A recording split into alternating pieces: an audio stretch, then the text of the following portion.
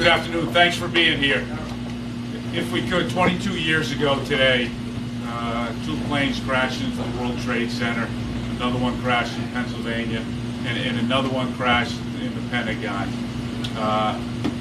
Much like Kennedy's assassination, much like Pearl Harbor, I think it's burned in each one of our memories.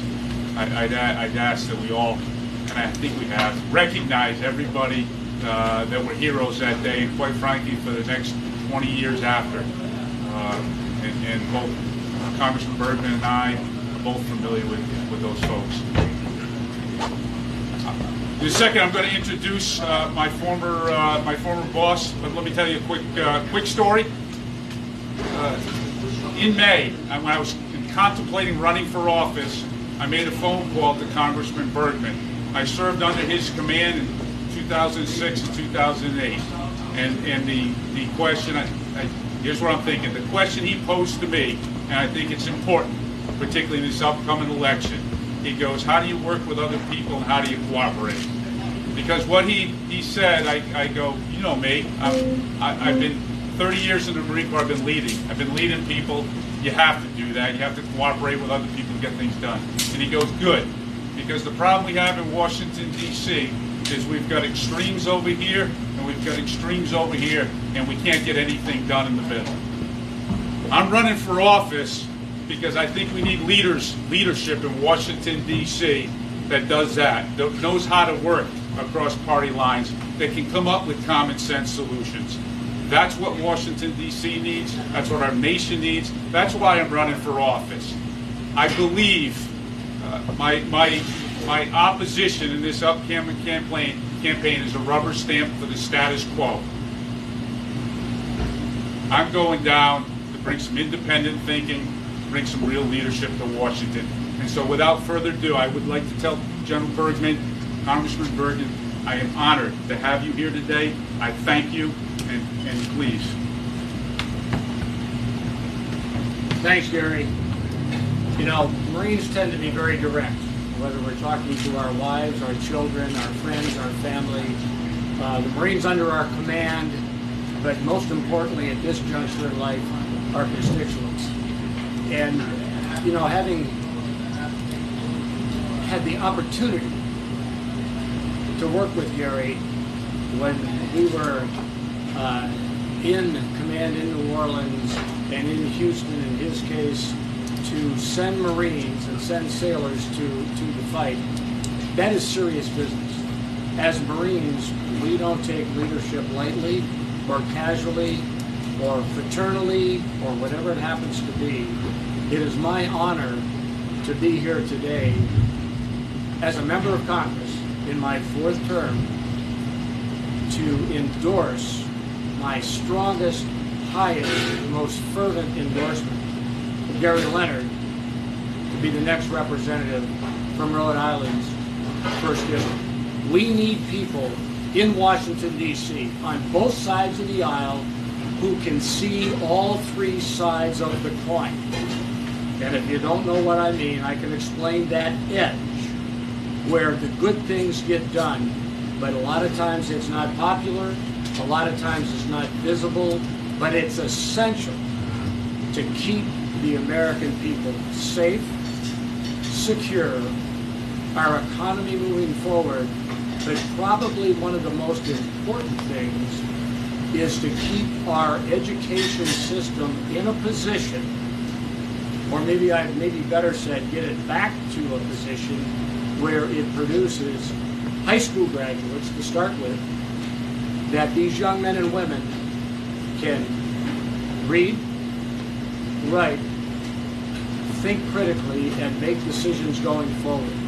I believe to the very core of my being, after having watched Gerry lead Marines over the period of time, Marines don't fight for themselves. They fight for that Marine on their left and that Marine on their right. His leadership, already established over decades, will serve the constituents of the 1st District of Rhode Island very well. I'm honored to be here today, and I cannot tell you how strongly I endorse Gerry going forward in this election cycle. Thank you, and I guess, Gerry, back to you. we have a few minutes. I'll take a few questions. Sure. A consistent theme of the Democratic Party, both here and across the country, has been to drop the hashtag MAGA anywhere and everywhere possible and tie you both to the Speaker of the House, potentially, and former President Trump. What's your reaction, not specifically to that charge, but to the persistent theme here in Rhode Island? I labeled myself the other day as a New England Yankee Republican, in the same vein as a John Chafee, and I say that not John Chafee. That is the type of Republican that serves Rhode Island and serves Rhode Island well, and to me that is an independent thinker that's willing and never forgets who sent them there. You're working for the folks that put you in place. You're not working for your party, and you're not working for yourself. And I think we've seen too much of that in public office, serving the people of Rhode Island. That's what a New England Republican is. Gerry, Congressman Bergman has been endorsed by Donald Trump. He was one of more than 140 House Republicans who voted against certifying the presidential vote in 2020. What would you say to Rhode Islanders who view Donald Trump somewhat skeptically and who view skeptically those who voted against certifying the results of the presidential election, given the Congressman's presence here today? I am honored. I've seen Congressman Bergman perform with the Marine Corps. I've seen him in Congress. I am honored to have his endorsement today. Donald Trump is Donald Trump. I'm Gary Leonard, and I'm running for U.S. Congress. So I am not seeking anybody's endorsement other than the people I respect, and that's the gentleman to my left, and it's the voters. Quite frankly, it's the most important endorsement. How do you want to reach the minority community of Rhode Island? What is your strategy to reach those segments? It's to get out and quite frankly, meet everybody across CD1. I will tell you this, and I think it gets lost a little bit. The demographic makeup of the United States Marine Corps and the Marines I led for 30 years looks identical to the state of Rhode Island. I've been for 30 years in an environment that looks identical to our demographic makeup. And I've led Marines, and it did not matter to me. The only thing that mattered to me was they raised their right hand and took an oath to support and defend our Constitution. And I will get that message out to every community in Rhode Island, because every community matters in the state. I know it's more of a debate in the Senate, but there have been these stalled military promotions due to the politics that play from Senator Tuberville. Like, I know you mentioned that you want to be more of an independent, not toe that party line. But what is your for both of you? What is your stance on this?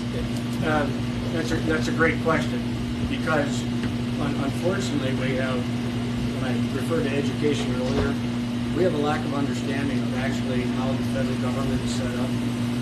And the whole, based on the constitutional responsibilities of these nominations, is strictly the purview of the Senate. The House has no input.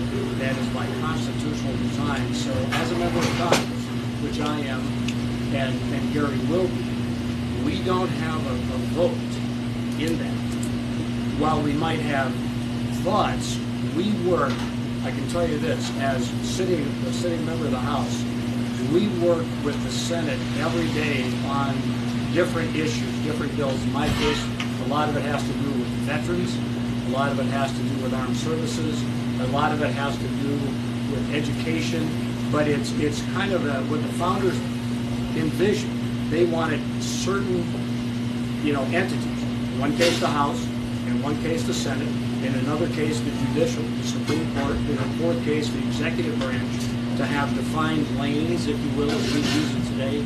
So really, the House has no input into that based on the rules. Yeah, but I know rules-wise, but any personal thoughts? It is kind of affecting, especially here in Rhode Island, there are a lot of positions at stake, and I know it could probably hurt recruitment for retention. Again, I will speak as a sitting member of Congress, and then let Gerry speak. But I represent all my constituents in the 1st District of Michigan. Gerry will represent all of his constituents here in the 1st District of Rhode Island. And the point is, while we might have personal thoughts on anything, it is our responsibility as we swear an oath, because we get sworn in Congress every 2 years, just like we swore an oath to support and defend the Constitution as Marines. We put our personal opinions on the back burner.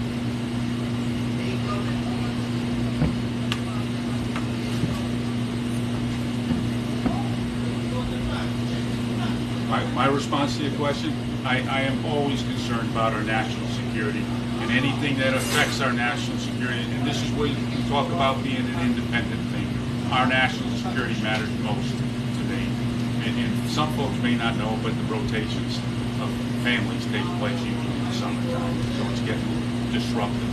People that want to move overseas. With regard to foreign policy, there are some who would argue that American foreign policy, particularly the NATO expansions that have taken place, helped set the stage for an illegal invasion by Russia of Ukraine. And at the same time, while people are literally starving here, our infrastructure is falling apart, another $1 billion has just been authorized, well, in the last 20 minutes probably, for the war in Ukraine.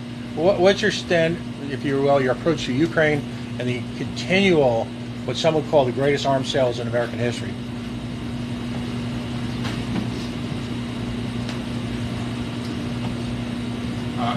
My thought on this, and I've said this, we all know Putin is a thug. This was a clear violation of international law. Clear violation of international law. We have a responsibility, quite frankly, to be the leading nation in the world with respect to this. I think what we're doing right now in our initial step was the correct step vis-a-vis Ukraine. However, the President of the United States needs to define what the end state looks like. You don't go to any war or participate in any war without knowing where you're trying to get. And I will say it again, and Lewis Carroll said this, if you don't know where you're going, any road will get you there. We don't need to keep paying blank checks. The President of the United States needs to define the end state here. Right now, the United States has lost some of its cachet, if you will, as a world leader, because unfortunately we don't have, and the leader of the United States is whoever is in the White House, regardless of your party, regardless of it. The leader of your country is viewed as that person who's elected to be the president. Right now, we are vulnerable as a country because we are viewed on the world stage as weak, indecisive, and conflicted when it comes to our ability and willingness to support our allies. That's a challenge. And as Gerry said, Putin is a thug. No question.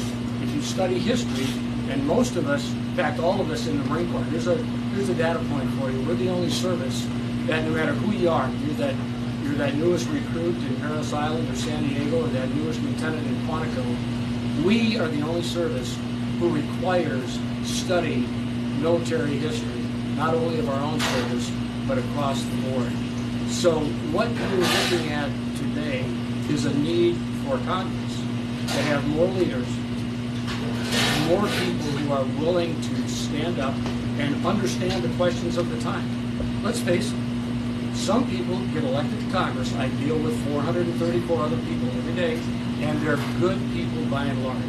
But too many of them have not had any life's experiences, let alone leadership experiences that equip them to do the task that they've been given by their constituents. What you have here today is you've got a proven leader, seasoned, native 13th generation, I think, if I got my numbers right, Rhode Islander, that is willing to step up one more time to serve our country, but serve it as the representative from the 1st District of Rhode Island. And we need people like Gerry with experience and with leadership and willing to tell both sides of the aisle, you're a little off the mark on this issue, not be a shrinking rubber stamp wallflower. I think we're gonna end it here. I know I'm going to see a number of you going forward. I look forward to it. thank you so much for coming out today. Thank you so much for the endorsement. My honor.